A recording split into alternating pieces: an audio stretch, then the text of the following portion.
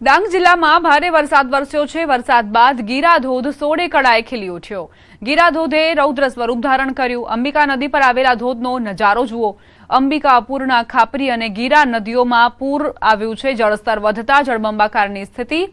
તંત્રએ ગીરા ધોધ નજીક જવા પર પ્રતિબંધ મૂક્યો છે। ગીરા ધોધની મજા માણવા આવેલા પ્રવાસીઓએ વરસાદી માહોલમાં ગરબાની રમઝટ બોલાવી હતી।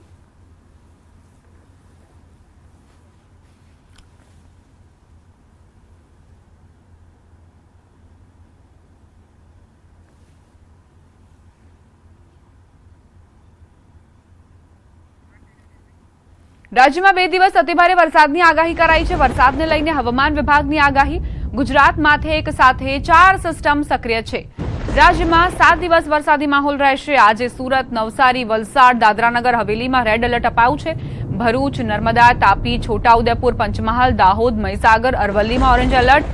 ગીર સોમનાથ, અમરેલી, ભાવનગર, બોટાદ, અમદાવાદ, આણંદ, વડોદરા, ખેડા, ગાંધીનગર અને સાબરકાંઠા જિલ્લામાં યલો એલર્ટ આપવામાં આવ્યું છે। આગામી 5 દિવસ થંડર સ્ટોર્મની આગાહી કરાઈ છે। માછીમારોને દરિયો ન ખેડવા સૂચના અપાઈ છે। પોર્ટ પર 3 નંબરનું સિગ્નલ લગાવવામાં આવ્યું છે।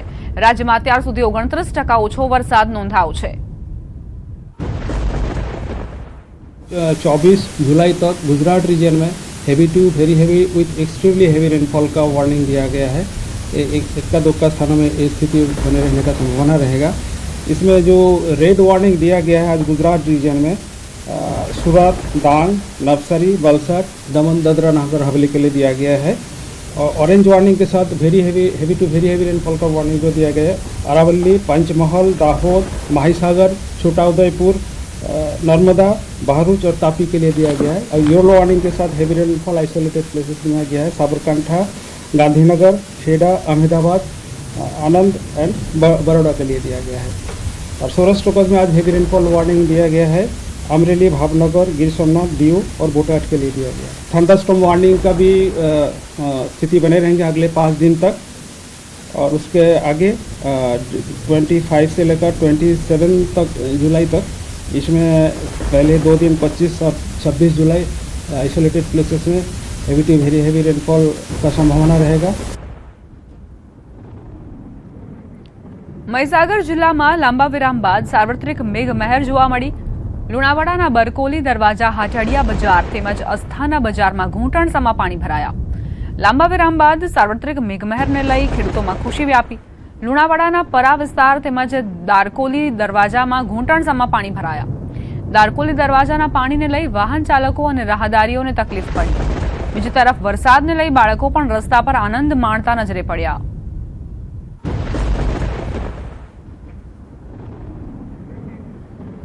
પંચમહાલ જિલ્લાના ગોધરા અને શહેરાના વિવિધ વિસ્તારમાં વરસાદી માહોલ જામ્યો છે। ગોધરા અને શહેરામાં ક્યાંક ઝરમર તો ક્યાંક ભારે ઝાપટા પડ્યા।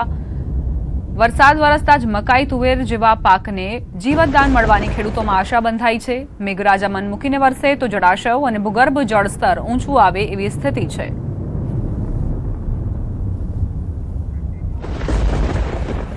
ઉપરવાસમાં ભારે વરસાદ અને તાપી જિલ્લાના ડોસવાડા ડેમમાં પાણીની આવકમાં વધારો થતા મીંઢોળા નદી પ્રભાવિત થઈ। સલામતીના ભાગરૂપે રામજી મંદિર નજીકનો લો લેવલ પુલ બંધ કરાયો। બારડોલીના રામજી મંદિર ઓવારા નજીક વહીવટીતંત્ર પહોંચ્યું હતું। વહીવટીતંત્ર દ્વારા હાલ બેરિકેડિંગ કરીને પુલ બંધ કરાયો। પુલ બંધ થતાં સ્થાનિક લોકોએ અને વાહન ચાલકોને હાલાકીનો સામનો કરવો પડી રહ્યો છે। ઉપરવાસમાં ભારે વરસાદને પગલે મીંઢોળા નદીમાં પૂરની સ્થિતિ ખાસ કરીને વાત કરવામાં આવે તો બારડોલી નગરમાંથી જે ફાયર જે સ્ટેશન છે ત્યાંથી આજે રામજી મંદિરના ઓવારાનો જે બ્રિજ છે એ બ્રિજ પાણીમાં ગરકાવ થવા પામ્યો છે। મીંઢોળા નદીની અંદર પૂરની સ્થિતિ જોતાં આ બ્રિજની ઉપરથી 2.5 થી 3 ફૂટ પાણી તમે દ્રશ્યની અંદર જોઈ શકો છો કે બ્રિજની ઉપરથી જતાં આ સામે પાર આવેલી ચાંદપીર દરગાહમાં પણ પાણી ભરાવા પામ્યા છે અને કેદારેશ્વર તરફ જવાનો માર્ગ હાલ બંધ થઈ જવા પામ્યો છે। અને જો કોઈ આ વ્યારા તરફ જવું હોય તો આ 5 કિલોમીટરનો ચક્રાઓ ફરીને જવાની નોબત આવી છે। અને વહીવટી તંત્રએ સાવચેતીના ભાગરૂપે બેરિકેડ મૂકીને આ સમગ્ર આ જે બ્રિજ છે બંધ કરી દેવામાં આવ્યો છે। નગરપાલિકાએ પણ લોખંડની રેલિંગ પાણીમાં તણાઈ જવાની બીકે હાલ હટાવી દેવામાં આવી છે અને વાસણા મૂકીને હાલ બેરિકેડ કરવામાં આવ્યા છે। અને જે પ્રમાણે વહેલી સવારથી અવિરત વરસાદને પગલે મીંઢોળા નદીમાં ઘોડાપૂરની સ્થિતિ જોતા સમગ્ર બારડોલી નગરના ઘણા વિસ્તારોની અંદર પાણી જ પાણી થઈ જવા પામ્યું છે. કેતન પટેલ, ન્યૂઝ 18 ગુજરાતી, બારડોલી. સમાચારોમાં આગળ વધીએ. અમદાવાદથી સમાચાર. બીઆરટીએસની અડફેટે રાહદારી આસ્ટોડિયા પાસે બીઆરટીએસનો અકસ્માત. બીઆરટીએસ કોરિડોરમાં અકસ્માત સર્જાયો. અકસ્માત બાદ ઇજાગ્રસ્ત રાહદારીને લઈને હોસ્પિટલ ખસેડવામાં આવ્યા. રાહદારીના પગમાં ઈજા થઈ હોવાનો દાવો કરવામાં આવ્યો છે. બીઆરટીએસની અડફેટે રાહદારી આવ્યા હોવાના સમાચાર છે. આસ્ટોડિયા પાસેની આ ઘટના કે જ્યાં બીઆરટીએસના કોરિડોરમાં એક રાહદારી આવે છે અને સામેથી બસ આવતા જ તેમનો પગ નીચે આવી જાય છે.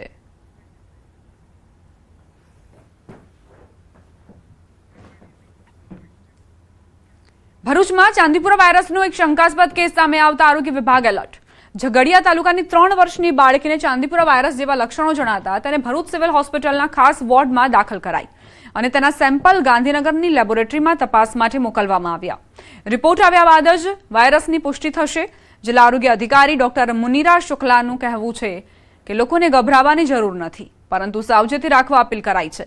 સાથે જ બાળકોમાં ઊંચો તાવ, ઉલટી, ઝાડા, ખેંચ અથવા બેભાન જેવી સ્થિતિ સર્જાય તો તાત્કાલિક હોસ્પિટલમાં સારવાર માટે લઈ જવા અપીલ કરાઈ છે. બીજી તરફ આરોગ્ય વિભાગે ખાસ વોર્ડ શરૂ કરીને અસરગ્રસ્ત વિસ્તારમાં ડોર ટુ ડોર સર્વેલન્સ, દવાનો છંટકાવ અને જંતુ નિયંત્રણની કામગીરી પણ શરૂ કરી છે. આ રોગચાળાથી ગભરાવાની જરૂર નથી, પણ આપણે સતર્ક રહેવાની જરૂર છે. ચાંદીપુરા વાયરસના શંકાસ્પદ કેસો માટેનો વોર્ડ પણ બનાવી દીધો છે અને ત્યાં બાજુ જો આપણને આવા શંકાસ્પદ કેસ માલુમ પડશે તો આપણે ગભરાવાની જરૂર નથી, પણ તકેદારી રાખી અને જો આરોગ્ય કેન્દ્રના મેડિકલ ઓફિસરને જાણ કરીશું તો આપણે આ જગ્યા પર આપણે દાખલ થવાનું છે અને ત્યાંથી આપણું સેમ્પલ લઈ અને ગાંધીનગર લેબોરેટરી ખાતે અમે મોકલીશું. તો લક્ષણો દેખાય તો તાત્કાલિક જાણ કરવાની છે. સાબરકાંઠા જિલ્લામાં ચાંદીપુરા વાયરસનો કહેર હજુ યથાવત જોવા મળી રહ્યો છે. હિંમતનગરની જીમર સિવિલ હોસ્પિટલમાં અત્યાર સુધી 15 બાળકોને સારવાર માટે દાખલ કરાયા, જેમાંથી 12 બાળકોના સારવાર દરમિયાન મોત નિપજ્યા છે. જોકે તમામ કેસોમાં ચાંદીપુરા વાયરસની પુષ્ટિ નથી થઈ, તેમ છતાં નેગેટિવ રિપોર્ટ ધરાવતા બાળકોના મોતને ગંભીરતાથી લઈને રાજ્ય સરકારથી લઈને નેશનલ કક્ષાની ટીમો દ્વારા તપાસ હાથ ધરાઈ છે. સાબરકાંઠા જિલ્લાની વાત કરીએ તો અત્યાર સુધી કુલ 9 બાળકોના કેસ નોંધાયા છે, જેમાં 5 બાળકોના મોત થયા છે. 3 બાળકો સારવાર હેઠળ છે અને 3 બાળકોના રિપોર્ટ ચાંદીપુરા પોઝિટિવ, જ્યારે 6 બાળકોના રિપોર્ટ નેગેટિવ આવ્યા છે. આજે 9 કેસીસ છે અને જીમર હિંમતનગર ખાતે અને વડનગર ખાતે અમુક કેસોની સારવાર થયેલી છે. આ કેસોનું જો વધારે છણાવટથી જોઈએ તો એક જે કેસ છે એ ડિસ્ચાર્જ થયેલો છે સાજો થઈને. એમાંથી 5 કેસ છે એમનું ડેથ થયા છે અને ફક્ત 3 કેસ પોઝિટિવ આવ્યા છે. જે ગામોમાં સસ્પેક્ટેડ કેસીસ નીકળ્યા છે અને 2024માં પણ જે ગામોમાં સસ્પેક્ટેડ કેસીસ નીકળ્યા હતા એવા તમામ ગામોમાં એક ડસ્ટિંગની કામગીરી આપણે કરવામાં આવી છે. જૂનાગઢથી સમાચાર. વિસાવદરના ગ્રામ્ય પંથકમાં દીપડાનો આતંક. જાંબુડી ગામના વાડી વિસ્તારમાં દીપડાનો હુમલો. મહિલા સહિત 3 લોકો ઇજાગ્રસ્ત થયા. 2 લોકોને સામાન્ય ઈજા પહોંચી છે. ગંભીર ઇજાગ્રસ્ત મહિલાને જૂનાગઢ ખસેડવામાં આવ્યા. દીપડાના આતંકથી લોકોમાં ફફડાટ ફેલાયો છે. દીપડાને પકડવા માટે સ્થાનિકોએ માંગ કરી છે.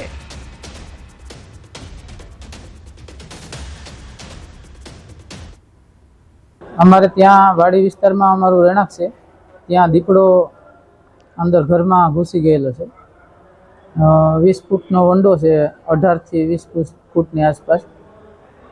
એ વંડો ઠેકી અને અંદર ઓસરીમાં થઈ અને પછી ઘરમાં ગયેલ છે દીપડો. તો મારા મમ્મીને અહીંયા માથાને ભાગે અને અહીંયા આપણે હોઠમાં અને અલગ અલગ જગ્યાએ નોર અને દાઢ માથામાં મારેલું છે.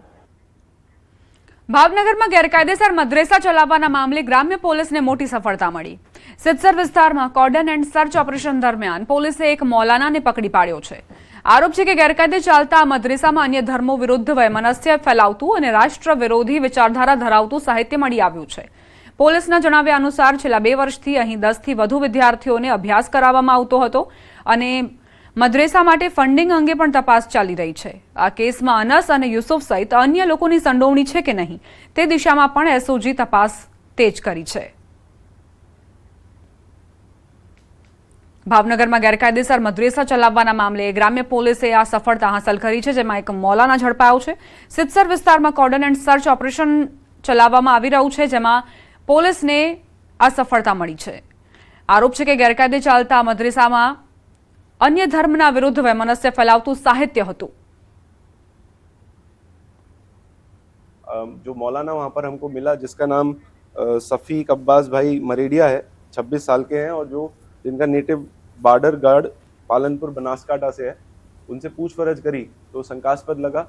उसके बेसिस पे उनके घर की झड़ती ली गई और झड़ती के दौरान हमको बहुत सारे ऐसे लिटरेचर मिले जिसमें खासकर से दूसरे धर्मों के देवी देवताओं के लिए जो है अच्छे शब्द नहीं लिखे थे।